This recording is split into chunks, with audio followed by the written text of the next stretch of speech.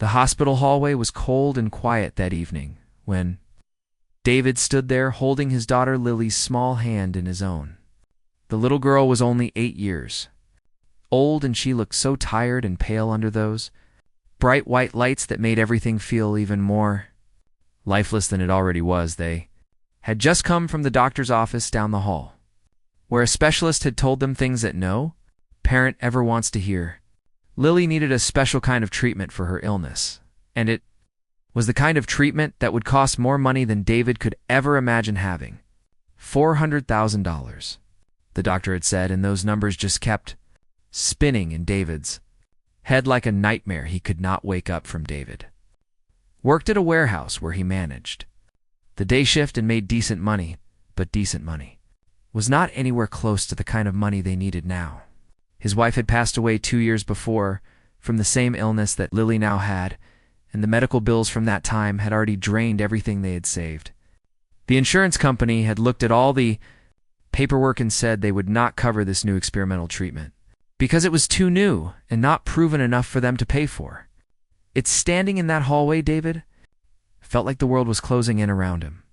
Lily looked up at him with those big brown eyes that reminded him so much of her mother and asked if everything was going to be okay. He smiled at her and told her yes, even though inside he felt like everything was falling apart. He promised her ice cream on the way home, and she smiled a little, and that small smile broke his heart into even smaller pieces. Night after Lily fell asleep in her bed surrounded by her stuffed animals and drawings she loved to make, David sat at his kitchen table with his old laptop. He started writing emails to anyone and everyone he could think of. He wrote to charity organizations that helped sick children, and he wrote to rich people whose names he found in news articles, and he even wrote to big companies that made medicine, hoping someone somewhere would read his words and care enough to help. He told them about Lily and how she loved to paint pictures of flowers and butterflies even when she was too weak to hold the paintbrush steady. He told them about how brave she was when the nurses came to draw blood, and how she never complained even when he knew she must be scared and hurting. He wrote about losing his wife and how he could not lose his daughter too, because she was all he had left in this world. Days went by and David heard nothing back. Every morning he would check his email, hoping to see something, anything that might give him hope, but there was only silence. He kept going to work and taking care of Lily and pretending that everything would somehow work out, even though he had no idea how that could possibly happen. Then one Tuesday night, when David was sitting on the couch after putting Lily to bed, his phone made a sound. It was almost 11 at night, and he was surprised to get an email at that hour. When he opened it, his hands started shaking because of what he saw. The email was different from anything he expected. It came from an address that was all numbers and letters, like someone was trying to hide who they were. But the message said it was from Victoria Sterling, and David knew that name because everyone knew that name. She was the CEO of Sterling Pharmaceuticals, which was the exact company that made the treatment Lily needed. The email was short and strange. It told him to meet her the next morning at 6 in the morning at Riverside Park near the East Bench. It said to come alone and to not tell anyone about the meeting. David read it 5 times, trying to figure out if it was real or some kind of cruel joke. Why would one of the most powerful business leaders in the country want to meet him in a park at dawn? He barely slept that night. Part of him thought he should not go because it seemed too strange and possibly dangerous. But another part of him knew he would do anything for Lily. And if there was even the smallest chance this could help her, he had to take it. David left his apartment at 5 in the morning after checking on Lily, who was staying with their neighbor, Mrs. Patterson. The park was quiet and empty when he arrived, with morning fog still hanging low over the grass. He found the East Bench and sat down and waited, feeling nervous and foolish and desperate all at the same time. At exactly 6 o'clock, a black car pulled up near the park entrance. It was the kind of expensive car that David had only seen in magazines. The back door opened, and a woman stepped out wearing a business suit that probably cost more than David made in a month. But something about her seemed off. She looked tired in a way that expensive clothes could not hide, and she kept looking around like she was Worried someone might see her, she walked quickly to the bench and sat down next to him without any greeting or introduction. Up close, David could see that this woman looked nothing like the photos he had seen of Victoria Sterling in news articles. In those pictures, she always looked perfect and powerful and in control. But the woman sitting next to him looked human and worried, and maybe even scared. She glanced at her watch and then looked at David with eyes that seemed to be carrying their own heavy weight. When she spoke, her voice was quiet and rushed.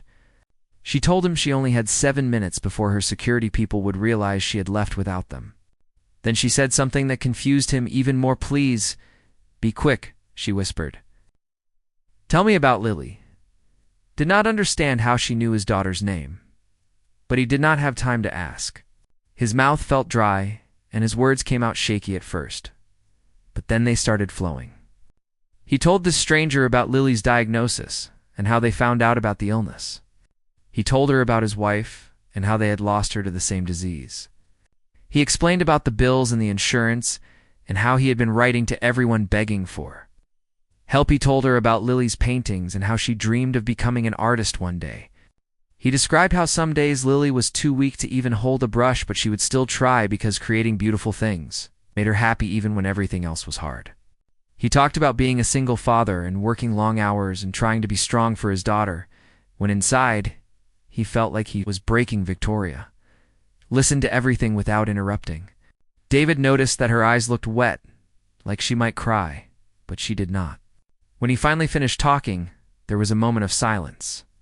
David waited for her to offer money or make some kind of promise, but what she said next was not what he expected at all. She did not pull out a checkbook or make any grand gesture.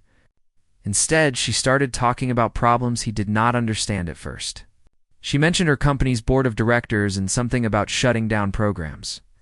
She talked about profit margins and difficult decisions in corporate politics that went over David's head. Then she said something that made his heart sink. She told him that the pediatric program, the one that included Lily's treatment, was going to be canceled next month. The board had decided it was not making enough money, and they wanted to focus on treatments for adults instead.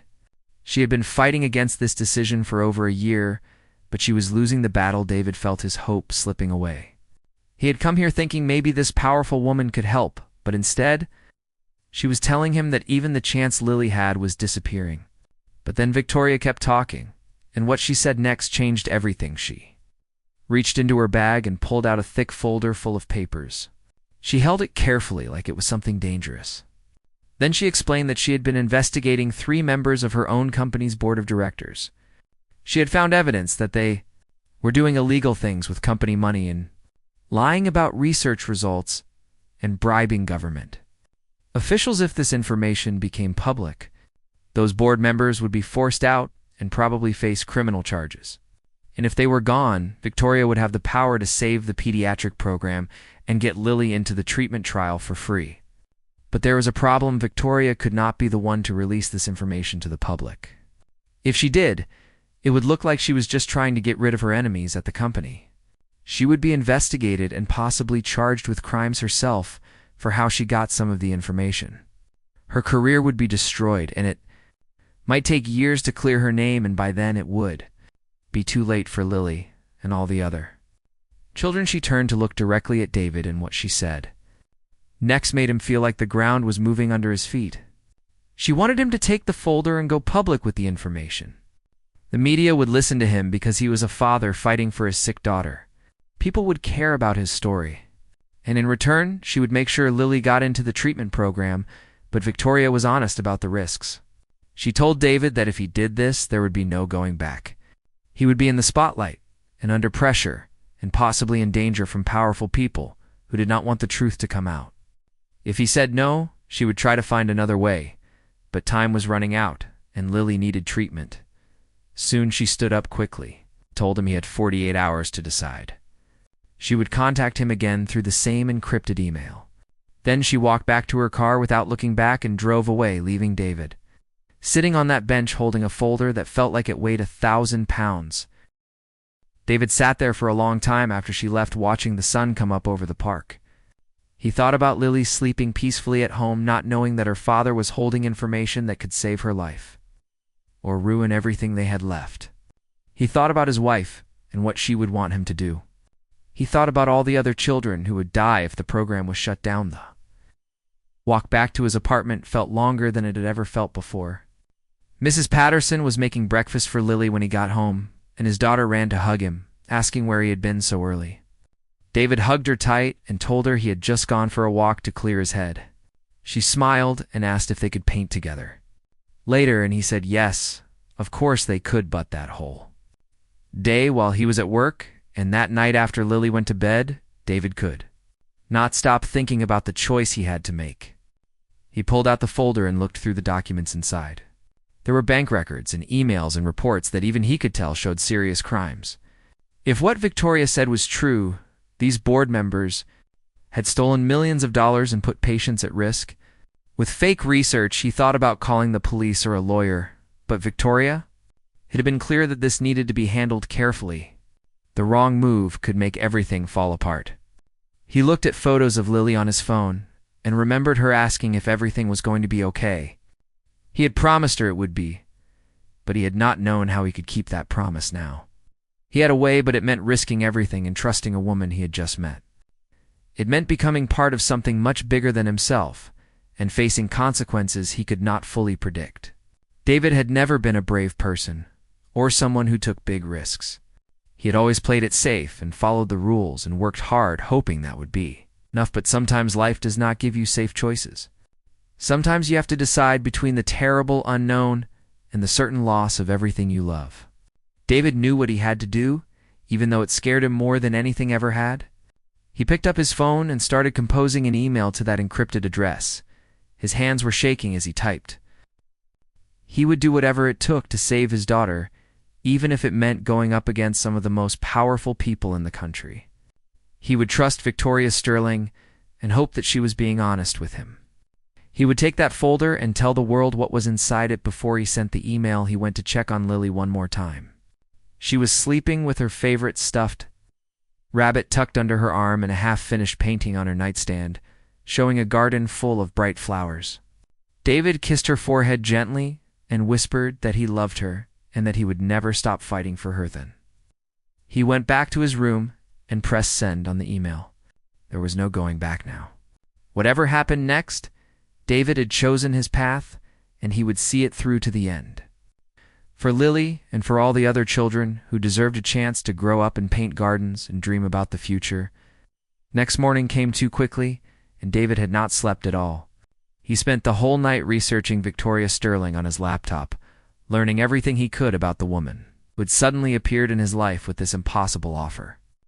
What he found made him even more confused about why she would risk everything to help him. Victoria Sterling had been featured in business magazines as one of the most successful young executives in the pharmaceutical industry. She had taken over Sterling Pharmaceuticals when she was just 32 years old and turned it into one of the biggest companies in the field. The articles praised her for being tough and smart and willing to make hard decisions that other people would not make. But David also found other articles that painted a different picture. Some reporters wrote about her charitable work and how she donated millions to medical research. There were photos of her at hospitals and fundraising events, always looking composed and professional. Yet something in those photos seemed hollow, like she was going through the motions without really being present. He found one article from 3 years ago that mentioned Victoria had taken a brief leave from the company for personal reasons. The official statement said she needed time to deal with a family matter, but there were no details. After that, she had come back to work and seemed even more driven than before, pushing hard for the pediatric programs that the board was now trying to shut down. At 6 in the morning, David's phone buzzed with a new message from the encrypted email address. It gave him an address to a parking garage downtown and told him to be there at 8. He called Mrs. Patterson again and asked if she could watch Lily for a few more hours. The older woman asked if everything was all right, and David told her another lie, saying he had to meet with some hospital administrators about payment plans. The parking garage was mostly empty when David arrived. He parked his old car on the 3rd level as the email had instructed and waited. Exactly at 8, a different car pulled up next to him. Victoria was driving herself this time without any security or assistance. She got out and motioned for him to join her, They sat in her car, and Victoria looked even more tired than she had the day before. But there was also something determined in her expression, like she had made up her mind about something important, and was not going to back down. She asked David if he had decided, and he told her yes. He would do it, but he had conditions. Victoria listened carefully as David explained what he needed. First, he wanted everything in writing from lawyers that he would not be charged with any crimes for releasing the information. Second, he needed an absolute guarantee that Lily would get into the treatment program. No matter what happened with the investigation or the media coverage. Third, he needed protection for his job because he could not afford to lose his income while all this was happening. Victoria agreed to all of it without hesitation. She pulled out documents that her personal attorneys had already prepared as if she had known he would say yes. David read through them carefully, even though much of the legal language was hard to understand. But the main points were clear. He would have immunity, and Lily would be enrolled in the program starting the following week, and his employer would be contacted by the company's legal team to ensure his job was protected as David was signing the papers. Victoria started talking in a quieter voice. She told him there was something else he needed to know, something personal that she had not shared with anyone in a long time. She said that 3 years ago she had a daughter who died. The girl had been in one of the company's clinical trials for a different disease, and the treatment had not worked. Her daughter had been the same age as Lily when she passed away. Victoria described how helpless she had felt watching her child suffer while having access to all the resources in the world, but still not being able to save her. After that loss, she had thrown herself into making sure the pediatric programs at her company were the best they could be. She wanted other parents to have the hope that she had lost, but the board members only cared about profits and shareholders and numbers on reports. They saw sick children as a bad investment because the treatments were expensive to develop and the patient population was small. Victoria had been fighting them ever since, trying to convince them that some things mattered more than money, but she was running out of time hearing this. David understood why Victoria was willing to risk so much. This was not just about business or revenge for her. It was personal in a way that went deeper than anything he had imagined. She was trying to save other children because she could not save her own. And in a strange way, David felt connected to her through their shared grief and desperation.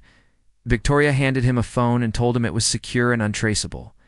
She had already loaded it with contacts for investigative journalists who could be trusted to handle the story properly.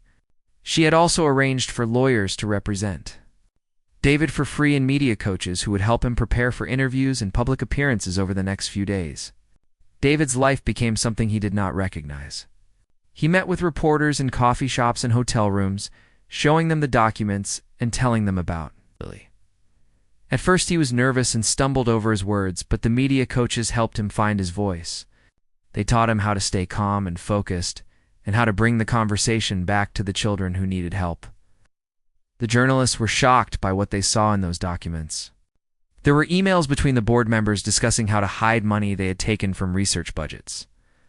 There were reports showing they had lied to government regulators about the results of clinical trials, making treatments seem safer and more effective than they really were. There were records of payments to officials who were supposed to be overseeing the industry. One reporter told David this was the kind of story that could bring down an entire company and send people to prison for decades. She asked him if he was sure he wanted to go through with it, because once the story broke, his life would never be the same. David thought about Lily and told the reporter he had never been more sure of anything. The story hit the news on a Monday morning, and it exploded faster than anyone expected. Within hours, it was the top headline on every major news website and television network. The title read, "Single Father Exposes Pharmaceutical Company Corruption to Save Dying Daughter," and underneath was a photo of David holding Lily's hand outside the hospital. David's phone started ringing constantly with requests for interviews. News vans showed up outside his apartment building. Reporters shouted questions at him whenever he left the house. It was overwhelming and frightening, but David kept thinking about what Victoria had told him about staying focused on the message. Meanwhile, the board of Sterling Pharmaceuticals called an emergency meeting. The 3 accused members held a press conference, denying everything and claiming the documents were fake. But federal investigators had already started looking into the allegations, and within days they had frozen bank accounts and issued subpoenas. Public opinion was firmly on David's side. People were outraged that a major company would put profits over the lives of sick children. Social media was full of supportive messages and hashtags. Donations poured into funds set up to help families like David's. Politicians called for hearings and new regulations. Victoria remained publicly silent through all of this. Her office released a brief statement saying, "The company was cooperating fully with investigators and taking the allegations very seriously." She did not defend the accused board members, but she also did not say anything that would confirm David's story. It was like she was trying to maintain distance from the whole situation, but privately Victoria was working behind the scenes in ways David did not fully understand. Lawyers appeared at his door offering free legal representation without him having to ask for it. Security guards started patrolling his apartment building, claiming they were hired by a concerned citizens group. Someone paid off his overdue rent and utility bills anonymously. The board meeting resulted in the immediate suspension of all 3 accused members, pending the outcome of the federal investigation. The pediatric program was not only saved, but expanded with additional funding. And true to her word, Victoria made sure Lily was enrolled in the treatment trial. The following Monday, David brought his daughter to the hospital to begin her first round of therapy. Was scared but brave as always. The nurses were kind and patient, and they had decorated the treatment room with colorful drawings and balloons. David sat with her, holding her hand while the medicine flowed through the 4. Trying not to think about all the chaos happening in the world outside that room. In that moment, all that mattered was that his daughter was getting the help she needed, but just when David started to feel like maybe everything would work out, a reporter asked him a question during a televised interview that made his blood run cold. The reporter said that unnamed sources within Sterling Pharmaceuticals claimed Victoria herself had provided the documents to David. The reporter asked if David had conspired with the CEO to orchestrate a corporate coup against her rivals on the board. David had been trained by the media coaches on how to handle difficult questions, but this one caught him completely off guard. He stumbled through a denial, saying he had obtained the documents through his own research, and that he had never coordinated with anyone at the company. But he could see the doubt in the reporter's eyes, and he knew this new angle would become part of the story. That night, the news coverage shifted. Instead of being just about corruption and sick children, it became about possible conspiracy between a desperate father and a powerful CEO. Legal experts appeared on television, discussing whether David and Victoria could be charged with crimes if they had worked together to take down the board members. David tried calling the secure phone Victoria had given him, but there was no answer. He sent messages to the encrypted email address, but got no response. For 2 days, he heard nothing and started to panic, thinking maybe Victoria had abandoned him now that things were getting complicated. Then on the 3rd day, a courier showed up at David's apartment with an unmarked envelope. Inside was $50,000 in cash and a new phone with a single message already loaded on it. The message said that Victoria was creating distance between them to protect him. She insisted the money was clean, coming from her personal savings, not company funds. She told him to keep fighting and that everything would work out. David wanted to feel reassured, but instead he felt more alone than ever. The federal investigators called him in for questioning and spent hours asking about his relationship with Victoria and how he had really obtained the documents. He stuck to his story, but he could tell they did not fully believe him. 3 accused board members hired expensive lawyers who immediately went on the attack. They held their own press conferences, claiming David was a con artist who had fabricated documents with Victoria's help. They said Victoria was using David as a pawn to eliminate her enemies at the company so she could have total control character. Witnesses started appearing on news programs, people who claimed to have known David years ago. They said he had always been unstable and prone to lying. Some suggested he had never really loved his wife and had somehow contributed to her death. It was all lies, but the lies spread quickly, and some people started to believe them. Even worse, someone leaked medical records from when David's wife had died. The records were supposed to be private, but suddenly they were all over the internet. Some of the records mentioned that she had been depressed near the end, and the lawyers for the board members twisted this into a suggestion that she might have taken her own life rather than died from the disease. This lie was the most painful thing David had ever experienced. He knew the truth about how his wife had fought to stay alive for every single day until the cancer finally took her. But now her memory was being attacked, and there was nothing he could do to stop it. He thought about holding a press conference to defend her, but his lawyers advised against it, saying it would only keep the story alive longer. Through all of this, David had to keep showing up at the hospital with Lily for her treatments. The little girl knew something was wrong because other kids and parents would stare at them or whisper when they walked by. Some people were supportive, offering words of encouragement, but others looked at them with suspicion or judgment. One afternoon, while Lily was resting after a treatment session, her doctor came to speak with David privately. The conversation started with routine updates about how Lily was responding to the medication, but then the doctor's expression became serious. He said that while Lily had shown some initial positive response, the cancer was not reacting to the treatment as well as they had hoped. David felt his heart drop into his stomach. He asked what that meant, and the doctor explained that they would need to consider a bone marrow transplant. The doctor had already tested David to see if he was a match for Lily, but the results showed he was not compatible. They would need to search for a donor through the national registry and possibly international databases. The search could take months, and Lily did not have months to spare.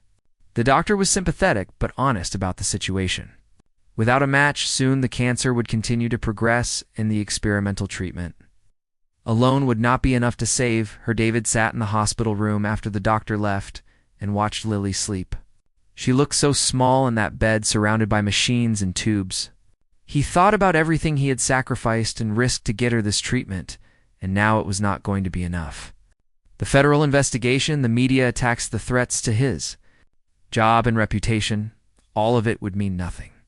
If he lost his daughter anyway, he felt anger rising up inside him, anger at the universe or God or whatever force seemed determined to take away everyone he loved.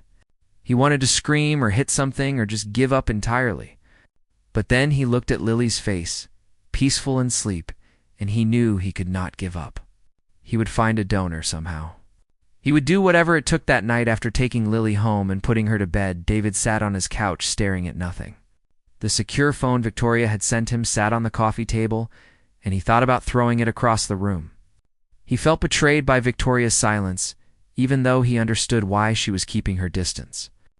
He felt abandoned by a system that seemed designed to protect powerful people and crush everyone else. Just as he was about to turn off all the lights and try to sleep, the phone buzzed. It was a message from Victoria, the first communication he had received from her in days. The message was short, telling him to check his email and to trust her. One more time, David opened his laptop and found an email with an attachment. The attachment was a medical document showing genetic testing results. He did not understand most of the technical language, but one thing was crystal clear. Victoria Sterling was a bone marrow match for Lily. Not just a partial match, but a near-perfect match. The kind of match that was supposed to be almost impossible to find. Outside of immediate family members, David read the document 3 times, trying to make sense of it. How could Victoria be a match for Lily unless they were somehow related? And that did not make any sense at all. The coincidence was too strange to be real. There had to be more to this story, something Victoria had not told him. He looked at the phone and then back at the email and felt his mind racing with questions. Was this why Victoria had really reached out to him in the first place? Had she known about this connection all along? And if so, what did it mean? David knew he needed answers, and this time he was not going to wait for Victoria to contact him on her terms. The next morning, David left Lily with Mrs. Patterson again and drove to Sterling Pharmaceuticals headquarters. He knew from news coverage that Victoria was barely leaving her office these days, dealing with the fallout from the investigation. The security guards at the front desk tried to stop him, but he insisted he needed to speak with the CEO immediately. His surprise, the guards made a phone call and then told him to take the elevator to the top floor. When the doors opened, Victoria's assistant was waiting and led him down a long hallway to a corner office. Victoria was standing by the window, looking out at the city, and she did not turn around. When David entered, he did not waste time with pleasantries. He demanded to know how she was a bone marrow match for Lily, and what she was not telling him. Victoria stayed silent for a long moment, and David could see her shoulders rise and fall with a deep breath. When she finally turned around, her face showed emotions he had never seen from her before. All the composure and control were gone, replaced by something raw and painful. What she told him next would change everything David thought he knew about his daughter and his late wife and the woman. Standing in front of him, Victoria walked away from the window and sat down in one of the chairs by her desk, motioning for David to sit as well. But he remained standing, waiting for her to explain. The silence between them felt heavy with all the unspoken truth that was about to come out. She started talking, and her voice was different from the confident CEO voice he had heard before. This voice was quieter, more vulnerable, like she was stripping away all the protective layers she usually wore. She told David that 15 years ago, she had been a completely different person, living a completely different life back than Victoria had been. Graduate student struggling to pay for her education while working multiple jobs. The tuition and living expenses were crushing her, and she was desperate for money.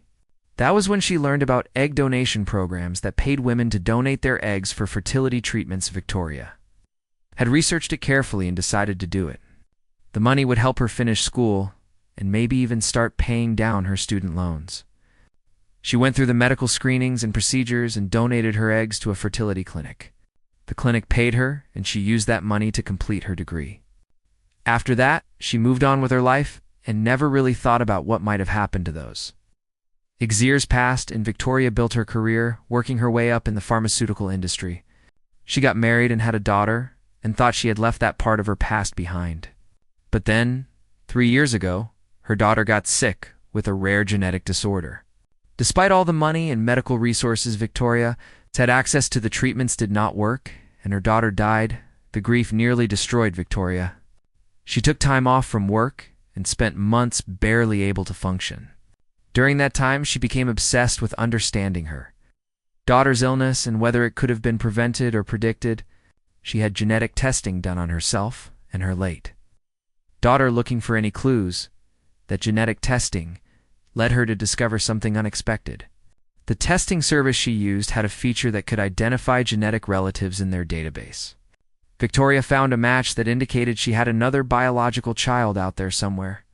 At first, she thought it must be a mistake, but the more she investigated, the more she realized it was real. She tracked the connection back to the fertility clinic where she had donated eggs 15 years earlier. Through careful and quiet research, Victoria discovered that one of her donated eggs had been used by a woman who was being treated for cancer-related infertility. That woman was David's wife. Victoria had known about Lily for over a year before she ever contacted David. She had been following Lily's case through the applications submitted to the clinical trial program at her company. When she saw Lily's name and medical history and realized this child was biologically her daughter, she did not know what to do. She could not just reach out to David and tell him the truth. There were legal and ethical complications with egg donation and privacy laws. More importantly, Victoria knew that if she simply offered to pay for Lily's treatment or pushed her through the program, people would ask questions. The board members who opposed the pediatric programs would investigate and discover the biological connection. If that happened, they would use it to destroy everything. They would claim Victoria was running the clinical trial program for personal benefit rather than legitimate medical research. They would argue that all her decisions were compromised by her relationship to one of the patients.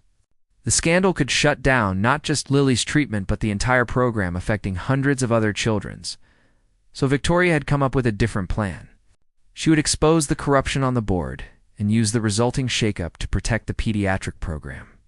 She would use David as her messenger because the media and public would rally behind a father fighting for his sick child, and she would keep the biological connection secret so that no one could use it against them. Everything that had happened, the secret meeting in the park, the documents, the media coverage, the federal investigation, all of it had been carefully orchestrated by Victoria, not to gain power or destroy her enemies, but to save Lily without revealing the truth that could destroy both the treatment program and any chance Lily had. David stood frozen, listening to all of this, trying to process what it meant. Lily was not just his daughter, she was also Victoria's biological daughter. The woman standing in front of him had given life to his child twice. Once through that egg donation 15 years ago, and again by risking everything to get her into this treatment program. He asked Victoria why she was telling him this. Now, when she had worked so hard to keep it secret, she explained that with Lily needing a bone marrow transplant, there was no other choice. Victoria was the only compatible match they had found, and time was running out. She had to donate the bone marrow, but doing so anonymously would raise questions once the genetic testing results came back. The transplant team would see that the donor was a biological parent. They would wonder how a stranger could be Lily's biological mother when David's wife was listed as the mother on all the medical records. Eventually, someone would figure it out, and then all the secrets would come spilling into the open. Victoria had decided that David deserved to know the truth before making any decisions. If he accepted her bone marrow donation, they would need to figure out how to handle the situation when the truth inevitably came out. If the federal investigators discovered the biological connection, they would claim the entire whistleblowing case had been a fraud. They would say Victoria and David had conspired together from the beginning to take down the board members using fabricated evidence. David could lose his immunity deal and face criminal charges. Lily could be removed from the treatment program. Victoria would definitely lose her position as CEO and probably face prosecution. The 3 corrupt board members might even go free because the case against them would be tainted by the appearance of conspiracy. But if David refused the donation, Lily would almost certainly die. The chances of finding another compatible donor in time were extremely small. Victoria made it clear she would respect whatever decision David made. She told him she understood if he felt betrayed or manipulated by her keeping these secrets. She said she would not blame him if he wanted nothing more to do with her. David walked to the window and looked out at the city below, trying to organize his thoughts. Part of him felt angry that Victoria had hidden such important information from him. Part of him felt grateful that she had done so much to help Lily even before he knew who she really was. And part of him just felt overwhelmed by the impossible choice in front of him. He asked Victoria what she wanted him to do. She said she wanted him to let her save their daughter. She used those exact words, our daughter, and hearing her say it made everything feel more real and more complicated. Victoria explained that she had already made peace with whatever consequences would come. Her career, her freedom, her reputation, none of it mattered compared to Lily's life, but she wanted David to understand what he would be risking. The media would have a field day with this story once it came out. People would accuse them of having an affair or a secret relationship. They would question whether David's wife had known about the egg donation. They would twist everything into something ugly and scandalous. David thought about his wife and wondered if she had known where the egg came from. The fertility clinic had policies about anonymity, so probably not. But did it matter now? His wife had carried Lily and given birth to her and raised her with love for the first 6 years of her life. Nothing about Victoria being the biological mother changed the fact that David's wife had been Lily's real mother in every way that counted. He turned back to Victoria and asked her one question. If their positions were reversed, if Victoria was the one who had raised Lily and David, was the biological parent who had stayed hidden, would she accept his help? Victoria did not hesitate. She said yes, absolutely, she would do anything to save her child. David made his decision right there. He told Victoria to proceed with the bone marrow donation. Whatever consequences came, they would face them together. Lily's life was more important than anything else. They would deal with the investigators and the media and the scandal when it happened, but first they would save their daughter. Victoria looked relieved and also terrified. She thanked David and promised she would do everything possible to protect him and Lily from the fallout. They discussed how to handle the donation anonymously for as long as possible. The hospital would be told that a compatible donor had been found through the registry. Victoria would undergo the procedure at a different facility, and the marrow would be transported to where Lily was being treated. They both knew this plan would only buy them limited time. Eventually, the genetic markers would reveal the truth to someone who knew what to look for. But maybe by then Lily would be stable and recovering, and the federal case against the board members would be solid enough. that it could not be dismissed as conspiracy over. The next week, Victoria prepared for the bone marrow donation procedure. It was not a simple process and carried some risks, but she never hesitated. Meanwhile, David had to keep pretending everything was normal while knowing this huge secret. He spent his days with Lily at the hospital, watching her continue the experimental treatment while waiting for the transplant that would hopefully save her life. The media coverage of the pharmaceutical scandal continued, but it started to die down a bit. The federal investigators were building their case methodically and had stopped talking to reporters. The 3 accused board members remained suspended and were fighting the charges through their lawyers. David started to hope that maybe they could pull this off. Maybe Victoria could donate the bone marrow anonymously and Lily would recover and the truth would stay buried long enough that it would not matter anymore. But he should have known that nothing in this situation would be that simple. One evening, David received a call from one of the journalists he had worked with during the initial story. The reporter said she had received a tip from a source inside Sterling Pharmaceuticals. The source claimed to have evidence that Victoria Sterling and David had been in contact long before the scandal broke. The source had phone records and emails that supposedly proved they had been planning this together. For months, David's heart sank. He asked the reporter what kind of evidence, and she described records that sounded legitimate, even though David knew they had to be fake. Someone was manufacturing evidence to make it look like he and Victoria had conspired from the beginning. The reporter wanted to know if David had any comment before she ran the story. He told her the evidence was fabricated and that he had never communicated with Victoria before their meeting in the park. But even as he said it, he knew how weak it sounded. The reporter was skeptical. She said she would give him 24 hours to provide proof that the evidence was fake before publishing her story. David immediately called Victoria on the secure phone. She answered right away, and he could hear the stress in her voice. She had received a similar call from a different reporter with the same supposed evidence. Someone was feeding this story to multiple news outlets at the same time to maximize the impact. They both knew who was behind it. The 3 board members and their lawyers were getting desperate. The federal case against them was strong, and they needed a way to discredit the entire investigation. If they could prove that David and Victoria had been working together from the start, they could argue that all the evidence was tainted. It was a last-ditch effort, but it might work, Victoria said. She would have her attorneys and technology experts examine fake evidence and prove it was manufactured. But that would take time, and the story would break before they could stop it. She apologized to David, saying she had brought this nightmare into his life. David surprised himself by not being angry. He told Victoria that she had not brought the nightmare, she had brought hope. Without her, Lily would have no chance at all. Yes, the situation was messy and dangerous and about to get worse, but his daughter was still alive and still fighting. And that was because of Victoria. The next day, the story broke on multiple news sites simultaneously. The headlines screamed about conspiracy and fraud and corporate manipulation. The fake evidence was presented as real, and suddenly public opinion began to shift. People who had supported David started to question whether he had been telling the truth. Social media filled with accusations and conspiracy theories. The federal investigators called both David and Victoria in for emergency questioning. They were interrogated separately for hours about their relationship and communications. Both of them stuck to the truth that they had not been in contact before the park meeting. But the investigators seemed skeptical, especially when confronted with the manufactured phone records and emails.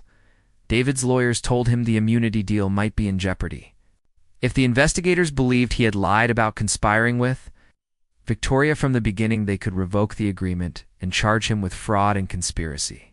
He could go to prison while Lily was fighting for her life. Meanwhile, Victoria's position at Sterling Pharmaceuticals became untenable. The board called for her immediate resignation. Shareholders filed lawsuits. Business partners started cutting ties with the company.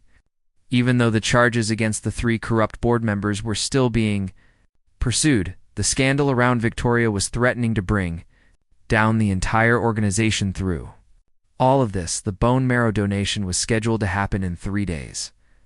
Lily had been prepared for the transplant and was in isolation at the hospital to protect her weakened immune system. David spent every moment he could with her, reading stories and talking about all the things they would do together when she got better. Lee asked him. Why he seemed so worried, and he tried to smile and tell her everything was fine. But she was a smart kid, and she knew something was wrong. She asked if he was in trouble because of the things on the news. David did not know how to explain everything.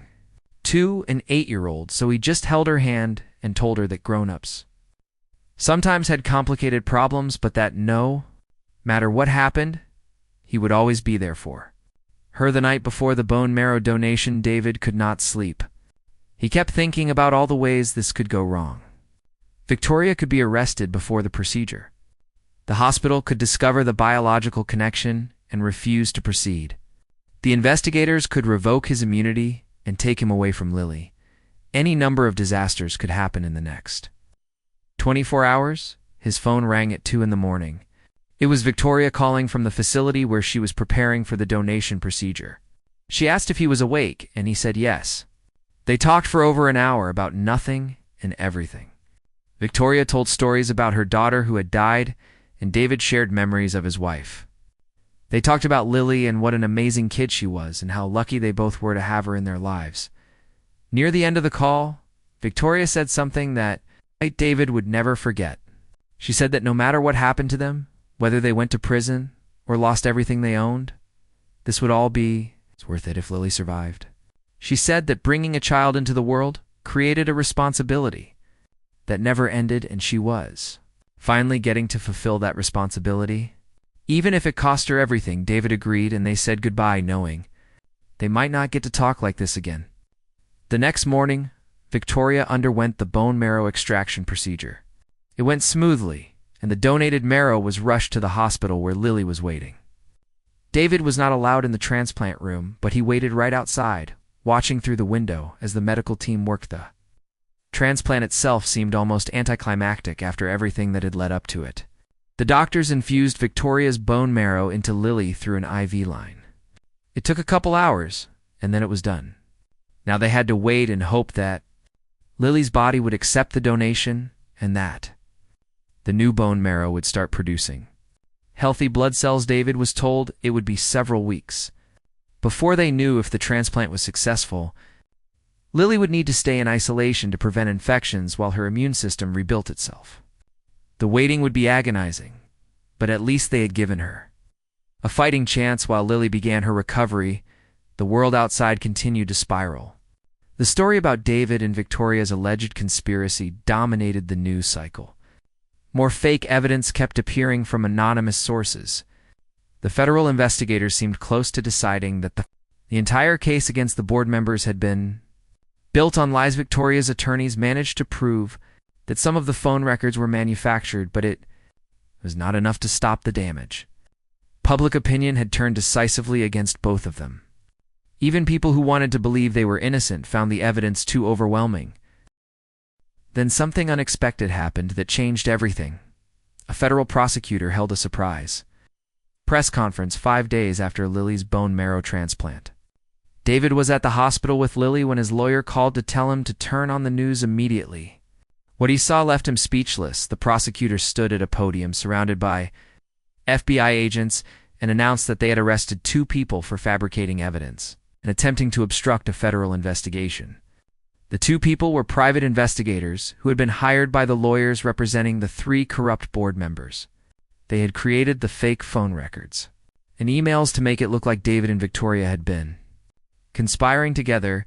The FBI had traced the fabricated evidence back to its source and found proof that it had all been manufactured in the past 2 weeks. The technology experts working for Victoria had provided crucial information that helped crack the case. Now the 2 private investigators were facing serious criminal charges and had started cooperating with authorities, providing information about who had hired them and why. The prosecutor went on to say that the investigation into the 3 board members was stronger than ever. The attempt to fabricate evidence and frame David and Victoria had actually backfired, making the corruption charges more credible. The prosecutors stated clearly that there was no evidence David and Victoria had conspired together and that both of them were considered witnesses rather than suspects. David felt a wave of relief wash over him, so powerful that he had to sit down. His immunity deal was safe. The truth was coming out. Victoria would not be charged with fraud. Everything they had feared was falling apart, not because of them, but because the people trying to destroy them had overreached. The news spread quickly, and public opinion shifted again. People who had turned against David now felt guilty for doubting him. Social media filled with apologies and messages of support. The reporters who had run the fake evidence stories issued corrections, and some even apologized for not verifying their sources more carefully. But while this was happening, Lily's condition took a turn that terrified David. On the 7th day after the transplant, she developed a high fever. The doctors ran tests and discovered she had an infection, a common but serious complication for transplant patients with weakened immune systems. David was not allowed in Lily's room because of the infection risk. He could only watch through the glass as nurses in protective gear moved around her bed, hooking up new 4 lines and monitoring machines. Lily looked so small and fragile surrounded by all that medical equipment. The doctors told David the next 48 hours would be critical. They were giving Lily strong antibiotics and doing everything they could, but her body was extremely vulnerable right now. The infection could overwhelm her system before the transplanted bone marrow had a chance to help her. All they could do was wait and hope David stayed at the hospital, not leaving, even to go home and change clothes. Mrs. Patterson brought him food and fresh clothes, but he barely ate or slept. He spent every hour watching Lily through that glass, praying to anyone who might be listening to, please let his daughter survive this on. The second night of Lily's fever, Victoria showed up at the hospital. She had recovered from the bone marrow donation procedure and had come as soon as she heard about the infection. She was not allowed in the room either, so she stood next to David at the window, both of them watching their daughter fight for her life. They did not talk much at first. What was there to say that had not already been said? But eventually, Victoria started speaking quietly, telling David about the day her first daughter died. She described sitting in a hospital room much like this one, watching the monitors and knowing there was nothing more the doctors could do. She said the worst part was not the grief that came after, but the helplessness during the feeling that she should be able to do something, fix something, save her child, but being completely powerless. She had all the money and connections in the world, but none of it mattered when facing death. David understood exactly what she meant. He told her about the night his wife died, how he had sat next to her bed, holding her hand while she slipped away. He had promised her he would take care of Lily and keep her safe. Now he was terrified he was going to break that promise. Victoria put her hand on David's shoulder and told him he had done everything possible and more. He had fought powerful people, risked everything, and given Lily every chance she could have. If the worst happened, it would not be because David failed. It would just be because sometimes, despite everything we do, we cannot control the outcome. They stood together through the night, taking turns getting coffee and updating each other on the smallest changes in Lily's vital signs displayed on the monitors. The nurses came in and out, and the doctors checked on her regularly. The fever remained dangerously high, and Lily drifted in and out of consciousness. Dawn came and David watched the sunrise through the hospital windows, wondering if this would be the day he lost his daughter. But then around 8 in the morning, one of the nurses came out with news. Lily's fever had started to come down slightly. It was a small change, but it was the first positive sign. They had seen over the next 12 hours, the fever continued to drop slowly but steadily. The antibiotics were working. By that evening, Lily was awake and asking for water. The doctors were cautiously optimistic, saying she seemed to be turning a corner. David felt like he could breathe again for the first time in days. Victoria had stayed the entire time. When the doctor said Lily was stable enough that David could go home and rest, she walked with him to the parking garage. They stood next to his car, and David thanked her for everything she had done. Victoria shook her head and said she should be thanking him for trusting her and letting her help save Lily. Before getting in his car, David asked Victoria what would happen next with everything else. The federal investigation was still ongoing, and the media attention had not completely died down.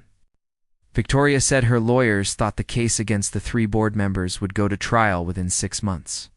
She expected to be called as a witness, but she was ready for that, as for her position at Sterling Pharmaceuticals. Victoria had made a decision. She was going to resign as CEO once Lily was fully recovered and out of danger. The board had lost confidence in her, and she had lost interest in fighting corporate battles. She wanted to do something different with her life, something that mattered. David asked what she would do, and Victoria smiled slightly. She said she was thinking about starting a foundation to help families who could not afford experimental treatments for their children. She had the money and the knowledge, and now she had the motivation. Maybe she could prevent other parents from going through what David had experienced. They said goodbye, and David drove home. Mrs. Patterson was waiting with news that reporters had been calling asking for interviews. Now that he had been cleared of the conspiracy allegations, David told her to ignore them. He was done with the media circus. All he wanted was to focus on Lily getting better over the next 3 weeks. Lily slowly improved. The infection cleared up completely, and tests showed that the transplanted bone marrow was starting to work. Her body was producing new, healthy blood cells. The doctors were amazed by how well she was responding. David spent as much time as the hospital allowed with Lily. They read books together, and she started drawing again, which the doctors said was a good sign that she was feeling stronger. She asked about all the stuff she had seen on the news about her dad and the pharmaceutical company. David tried to explain it in a way an 8-year-old could understand. He told her that some bad people at a company had been doing wrong things, and he had helped tell the truth about them so that she and other kids could get medicine they needed. He did not mention Victoria or the biological connection. That conversation would have to wait until Lily was older and stronger, while the federal investigation moved forward. The 3 board members were formally charged with fraud, embezzlement, and bribery. Their trial was scheduled for the following year. The 2 private investigators who had fabricated evidence pleaded guilty and were sentenced to prison time. Victoria officially resigned as CEO of Sterling Pharmaceuticals, announcing that she wanted to pursue philanthropic work. The company's stock price dropped temporarily, but recovered when the board appointed a respected industry veteran as her replacement. The new CEO pledged to continue and expand the pediatric treatment programs that Victoria had fought so hard to protect. The media coverage finally started to die down. Other stories took over the news cycle, and people moved on to the next scandal. David was grateful for the return to relative anonymity. He went back to work at the warehouse, and his employer not only kept him on, but gave him a promotion and raised 6. Weeks after the bone marrow transplant, Lily was released from the hospital. Her immune system was still rebuilding, and she had to be careful about infections, but the doctors said her prognosis was good. She would need regular checkups and continued treatment, but the worst appeared to be over. David brought Lily home to their apartment, which Mrs. Patterson and some neighbors had decorated with welcome home signs and balloons. Lily was tired but happy to be back in her own room, surrounded by her stuffed animals and art supplies. That night, David tucked her into bed and felt a sense of peace he had not experienced in months, but the story was not over yet.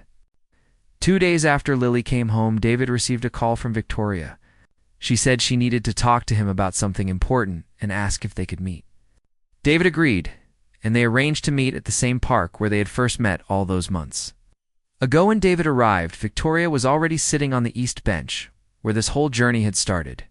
She looked different somehow, lighter, like a weight had been lifted from her shoulders.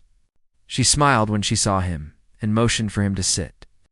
Victoria told David she had been thinking a lot about the future and about Lily. The little girl did not know that Victoria was her biological mother, and Victoria had been fine with keeping it that way. But now she was wondering if that was the right decision. Long term, she was not asking to be part of Lily's life in any official way. David was Lily's father, and Victoria respected that completely.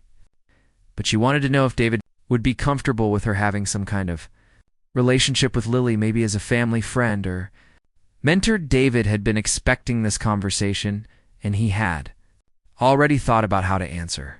He told Victoria that he believed Lily deserved to know the truth when she was old enough to understand it. She should know that Victoria had helped save her life twice, and that there was a biological connection between them. But he also thought they should wait until Lily was fully recovered and mature enough to process such complicated information. Maybe when she was a teenager or young adult. For now, It was enough that Victoria had saved her life. The rest could come later. Victoria agreed completely. She said she was in no rush and would follow David's lead on when and how to tell Lily. In the meantime, she would respect boundaries and stay in the background. But she was grateful that David was open to the possibility of Lily knowing the truth someday before they parted ways. Victoria mentioned that she had officially started her foundation to help families afford experimental treatments. She asked if David would be willing to serve on the advisory board. His perspective as a parent who had gone through this experience would be invaluable. David was surprised by the offer, but said yes. He wanted to help other families avoid the desperation and fear he had experienced.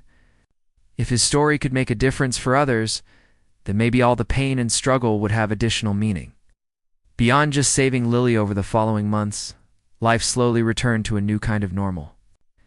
Lily continued to improve and her cancer remained in remission. She went back to school part-time and reconnected with friends. She started painting again, creating colorful pictures that David hung all over their apartment. The trial of the 3 corrupt board members began, and David was called to testify. It was difficult reliving everything that had happened, but he told the truth clearly and calmly. Victoria testified as well, describing how she had discovered the fraud and why she had decided to expose it. The trial lasted for 3 months, and in the end, all 3 board members were found guilty on multiple charges. They were sentenced to significant prison time and ordered to pay millions in restitution. The verdict was seen as a major victory for corporate accountability and patient advocacy.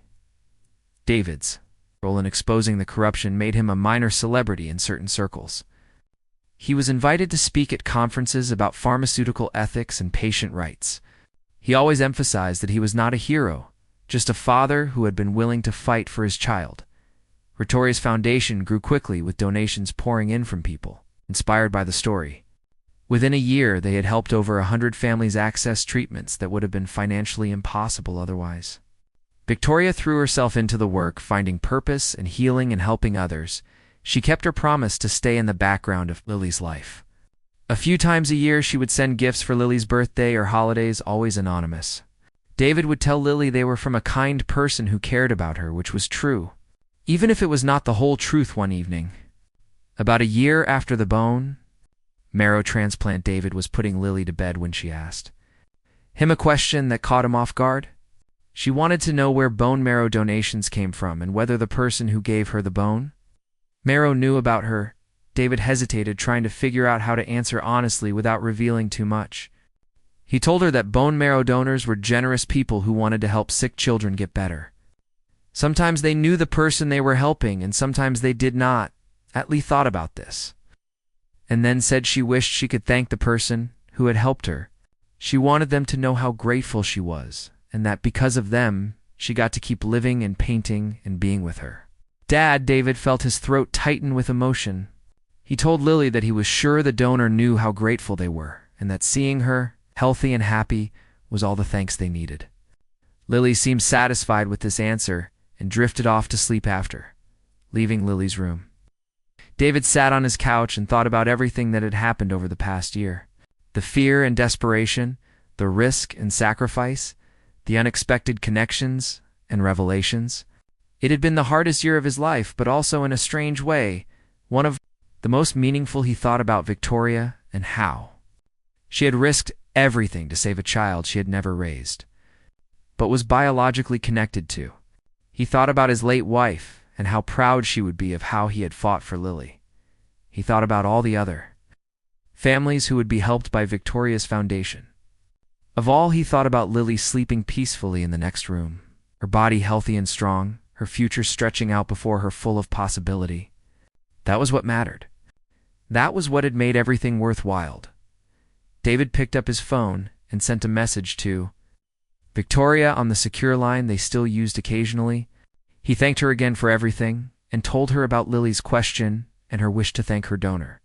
He said that someday, when the time was right, they would tell Lily the truth, and she would get that chance. Victoria's response came a few minutes later. She said she looked forward to that day whenever it might come, but for now, knowing Lily was happy and healthy was more than enough. 3 years passed, and those years brought more changes than David could have imagined. When he first sat on that park bench waiting for a stranger who would alter his entire life, Lily was now 11 years old and thriving. She had been in complete remission for over 2 years, and the doctors were increasingly confident that the cancer was gone for good. She had grown taller and stronger, her hair had grown back thick and healthy, and she had returned to being a regular kid who loved art class and complained about homework. David had continued working at the warehouse but had also taken on a larger role with Victoria's foundation. He traveled occasionally to speak at fundraising events and medical conferences, sharing his story to raise awareness about the barriers families faced when trying to access experimental treatments. The foundation had helped over 500 families by this point, and the number kept growing. Victoria had found her calling in this work. She poured the same intensity and intelligence she had once used to build a pharmaceutical empire into, creating systems that helped sick children get the care they needed. She worked long hours meeting with families, reviewing cases, coordinating with hospitals and pharmaceutical companies to negotiate access to trials and treatments. She and David had developed a friendship built on their shared experience and their mutual love for Lily. Even though Lily still did not know about Victoria's role in her life, they talked regularly about foundation business and sometimes about more personal things.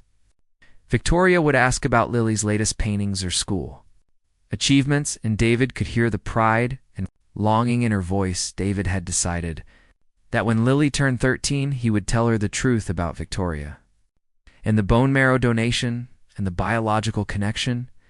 13 seemed old enough to understand complex family situations, but young enough that Lily would still have years at home to process everything before becoming an adult. But life has a way of forcing decisions before we are ready for them. It happened on a Saturday afternoon in the spring. David and Lily were at an art show at the community center where some of Lily's paintings were on display. She had become quite talented, and her work had a distinctive style that combined bright colors with emotional depth that seemed unusual for someone her age. Show was crowded with families and art enthusiasts walking around looking at the various pieces.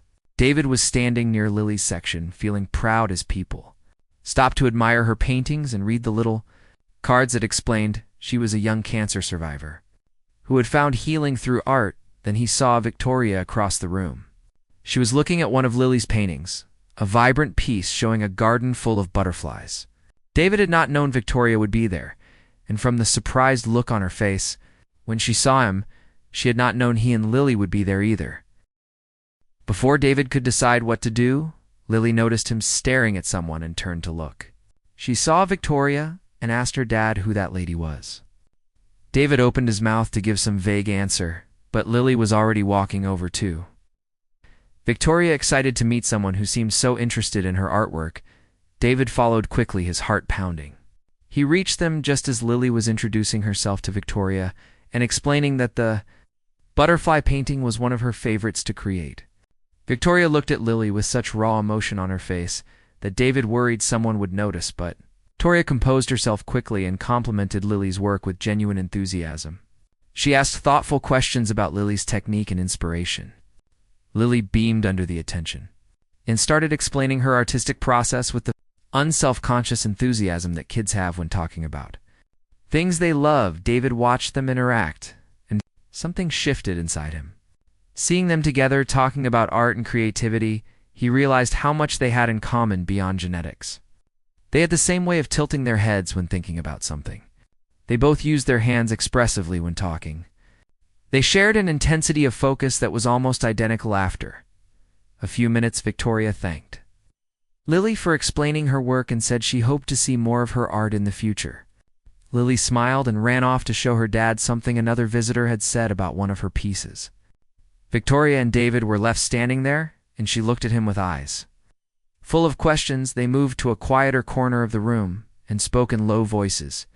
Victoria apologized for coming to the show, saying she had seen it advertised online and had not been able to resist the chance to see Lily's work in person. She had not meant to risk an awkward encounter. David surprised himself by saying he was glad she had come. Watching Victoria and Lily talk had made him realize that keeping them apart was not really protecting anyone anymore. Lily was strong and resilient. She could handle the truth, and Victoria deserved the chance to know the child she had helped bring into the world. And then saved, he told Victoria he had been planning to tell Lily the truth when she turned 13, but maybe waiting that long was not necessary. Maybe it was time. Victoria looked shocked and hopeful and scared all at once. She asked if David was sure, and he nodded. They agreed to meet the following week to discuss how to approach the conversation with Lily. Victoria wanted to be careful not to overwhelm or confuse the girl. David appreciated that Victoria was thinking about Lily's well-being above her own desire to have a relationship with her over the next few days. David thought carefully about how to explain everything to Lily: the egg donation, the biological connection, Victoria's role in exposing the pharmaceutical company corruption, the bone marrow transplant. It was a lot of information, and some of it was complicated even for adults to understand. He decided to start simple and add details as Lily asked questions. Kids were often better at handling complex truths than adults gave them credit for. He would be honest but gentle, careful not to make Lily feel like her understanding of her family was being destroyed, but rather expanded. The conversation happened on a Sunday evening after dinner. David asked Lily to sit with him on the couch and told her he had something important to share with her. Lily looked worried at first, asking if something was wrong or if she was in trouble. David assured her everything was fine, but that there was a story about her life that she deserved to know now that she was getting older. He started by reminding her about when she had been sick and needed the bone marrow transplant. Lily remembered those times vaguely, having been quite young and very ill. He explained that finding a bone marrow match had been difficult and that they had been very lucky to find someone who was compatible. Then he told her that the person who had donated the bone marrow was someone she had actually met recently. The lady at the art show who had been so interested in her paintings. Lee looked confused, trying to understand why that woman would have been her donor. David took a deep breath and explained about egg donation and how sometimes women donated eggs to help other women who could not have babies on their own. He told Lily that her mother, the woman who had raised her and loved her, had used a donated egg when she was being treated for cancer, and that donated egg had come from Victoria Sterling, the woman. At the art show, Lily processed this information. With a serious expression on her face, she asked if that meant Victoria was kind of like another mother, and David said yes in a biological sense, but that her real mother would always be the woman who had carried her and raised her and loved her every day then. Lily asked why Victoria had given her the bone marrow if they did not even know each other. David explained that Victoria had found out about their biological connection when Lily got sick. Victoria had wanted to help, but it was complicated because of her job and other factors. So she had worked behind the scenes to make sure Lily could get the treatment she needed, and had secretly donated the bone marrow when no other match could be found. Lily sat quietly for a long time thinking about all of this. Finally, she asked if Victoria knew about her art and her life. David said yes, Victoria had been following her progress and was so proud of how strong and talented Lily had become. The next question caught David off guard. Lily asked if she could see Victoria again and maybe get to know her better. Not as a replacement for her real mom, but just as someone important who had helped save her life. David felt tears in his eyes as he told Lily that yes, they could arrange that. Victoria would be happy to spend time with her if Lily wanted that. He emphasized that there was no pressure, and Lily could take as much time as she needed to process everything. But Lily seemed to handle the revelation better than David had expected. She said it made sense in a way. She'd felt a connection to Victoria when they talked at the art show, like they understood each other. Now she knew why over the following weeks Victoria gradually became a bigger part of Lily's life. They met for lunch, and Victoria came to watch Lily's soccer games, and they even painted together a few times. Victoria was careful never to try to replace Lily's mother or overstep boundaries. She positioned herself as a mentor and friend who happened to have a special biological connection. Lily seemed to thrive with this expanded sense of family. She asked lots of questions about genetics and egg donation and what Victoria's daughter who had died had been like. Victoria answered everything honestly, sharing memories of her late daughter and telling Lily that helping save her life had brought healing to old wounds. The media never found out about the biological connection between Victoria and Lily. It remained a private family matter, which was how everyone wanted it. The foundation continued to grow and help more families, and David and Victoria worked together openly now without having to hide their connection in. Lily's 13th birthday, Victoria gave her a special gift. It was a locket containing 2 tiny photos. One was of Lily's mother, the woman who had raised her. The other was of Victoria's daughter who had died. Victoria explained that both of these girls had helped shape who Lily was and that carrying them with her was a way to honor all the love and sacrifice that had gone into giving her life. Lily cried when she opened the locket, and so did Victoria and David. They had become an unconventional family bound together by tragedy and hope and the fierce determination to protect a child who was loved by so many people. Years continued to pass and Lily grew into a remarkable young woman. She attended art school and became known for her powerful paintings that explored themes of illness, survival, family, and identity. Her work was deeply personal, but also universal, resonating with people who had experienced loss and fought to find hope in dark. Tamshi gave credit in interviews to both her mothers, the one who had raised her and the one who had saved her. She talked openly about being an egg donor baby and a bone marrow transplant recipient, hoping her story would encourage others to consider donation. David watched his daughter flourish and felt grateful every single day for the choices he had made that terrifying year when everything hung in the balance. The risk had been enormous, but the reward was getting to see Lily live and grow and create beauty in the world. Victoria also found peace and purpose she had not known was possible. Her foundation became one of the most respected organizations in pediatric healthcare advocacy. She never remarried or had other children, but she poured her maternal love into helping thousands of families and into her relationship with Lily. And the 10th anniversary of Lily's bone marrow transplant, the 3 of them returned to Riverside Park to the East Bench, where David and Victoria had first met. Lily was 18 now, preparing to start college. She wanted to mark the occasion at the place where her second chance at life had begun. They sat together on that bench, and Lily thanked both of them for fighting so hard for her. She said she understood now how much they had both risked and sacrificed. David had risked his freedom and reputation. Victoria had risked her career and everything she had built, and they had done it all for a child one had raised and one had never known. Lily pulled out her sketchbook and showed them a drawing she had been working on. It depicted 3 figures standing together in a garden full of butterflies, representing her 2 mothers and her father. She said she wanted this to be the cover image for her first art show as a professional artist. The show would be titled Second Chances and would feature work exploring themes of illness, recovery, family, and the many different forms that love can take. All proceeds would go to Victoria's foundation to help other children get their own second chances. David and Victoria looked at the drawing, and then at each other, and then at this incredible young woman who had somehow survived against all odds. No words seemed adequate for the moment, so they simply sat together watching the sunrise over the park, where everything had changed. Lily had asked once when she was younger if her story had a happy ending. David had told her that the best stories do not really end. They just keep going with new chapters and unexpected turns.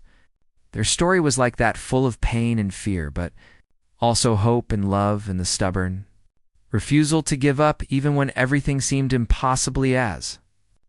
They sat on that bench 10 years after the desperate meeting that had started it all. David thought about how many things had to go exactly right for them to reach this moment. Victoria had to find out about Lily and decide to help. David had to trust a stranger with an impossible proposal. The bone marrow had to match. The transplant had to work. Lily's body had to heal. The truth had to come out at the right time in the right way. Any one of those things going wrong would have led to a completely different outcome. But somehow, against all probability, everything had worked. Not perfectly and not without scars, but well enough that here they were, watching the sun rise on another day together. Victoria broke the silence by saying she had an announcement. The foundation board had approved a new program that would provide not just financial assistance for treatments, but also long-term support for families dealing with the aftermath of childhood illness. The program would be named after Lily as recognition of how her story had inspired so many people. Lily was honored, but also characteristically humble.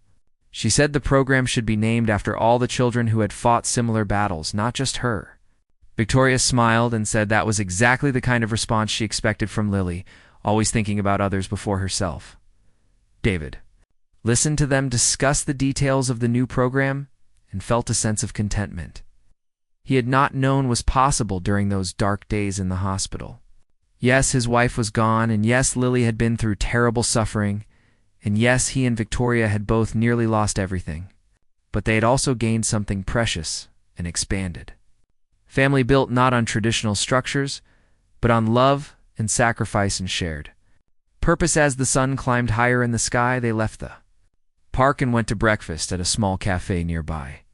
They talked about Lily's college plans and Victoria's latest foundation projects and David's idea to write a book about their experience to help other families facing similar challenges. They talked about ordinary things too. Weekend plans and new movies and whether the cafe's pancakes were as good as they used to be. They were a family not in the way anyone would have predicted, but in a way that worked for them. Later that day, David drove Lily home and helped her pack for an art-intensive program she was attending over the summer. As they worked together, he thought about the simple question that had started everything. Would he risk everything to save his daughter? The answer had been yes without hesitation, and he would make the same choice again. But he also thought about the question he had not known to ask back then. Would taking that risk lead to something even bigger than just saving one life? The answer turned out to be yes to that as well. The foundation had helped hundreds of children. The corruption at Sterling Pharmaceuticals had been exposed and stopped. Lily had gained a relationship with Victoria that enriched both their lives. Sometimes the bravest thing we can do is trust someone we barely know with our most precious treasure. Sometimes fighting for one person creates ripples that help many others.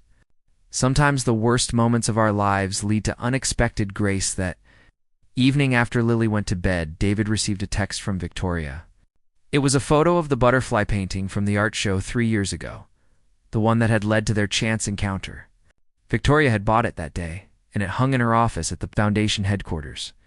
The text said simply, "Thank you for trusting me. Thank you for letting me be part of her life. Thank you for giving us all a second chance." David looked at the message for a long time before responding. Finally, he wrote back, "You gave us the second chance. I just said yes." Then he added, "And I would say yes again every single time." He put his phone down and walked to Lily's room. She was asleep with her sketchbook on the bed beside her, still working on ideas even in her dreams.